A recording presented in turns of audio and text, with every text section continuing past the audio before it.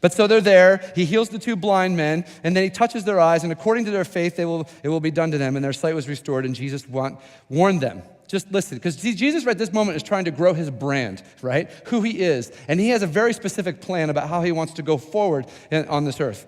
And that's why he says to them, listen, do me a favor. Don't run back to town and tell everybody it was me that did this. Just take the healing. It was for me. It's yours. And go. They did not listen to him. As soon as he was gone, they ran right back to town and they began to proclaim to everybody it was Jesus that has done this to him. So now the track record of Jesus doing amazing things and people actually following suit with those amazing things is absolutely terrible.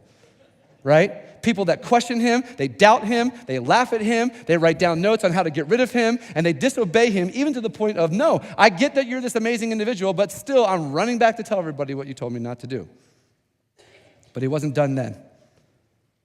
As he's walking away from healing those two men, watching them scream off into the distance, it was Jesus, it was Jesus, it was Jesus, frustrated, a demon-possessed man, a mute demon-possessed man who could not talk, was brought up to him as well and brought to him for healing. And so in this beautiful interaction, Jesus heals him. And even as he does, there's people that can't believe Jesus, and they say things like, verse 33, nothing like this has ever been done before or seen in Israel.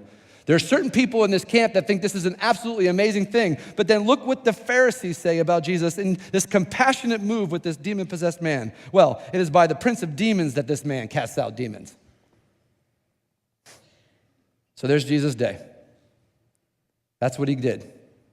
Got off the boat, healed people, healed their sins, did something that no one could do for them. All around, people are questioning everything that he does. As he's walking, people are grabbing on him, trying to pull out the healing and the compassion that God has. And he gets to this place where at the end of the day, it's just him and the disciples, and he stands up there and he goes, the harvest is plentiful. The workers are few. No, he says, guys, did you just see what happened? You're just watching all this. I can't do this by myself. The harvest is so abundant. There's so much work to be done, and we don't have enough workers to do this. I can't keep this up. That's how I hear it. That's the urgency. And I think that there's no better term for this than Jesus at that moment was expressing a holy discontent. I am not content with how this all went down today, because God has implanted something within me that I have to do what he asks me to do as it shows compassion or show healing. And what he's trying to do is help the disciples to understand that discontent. So, maybe the next time we hear that term, the harvest is plentiful, but the workers are few, we'll have a different view of who Jesus is.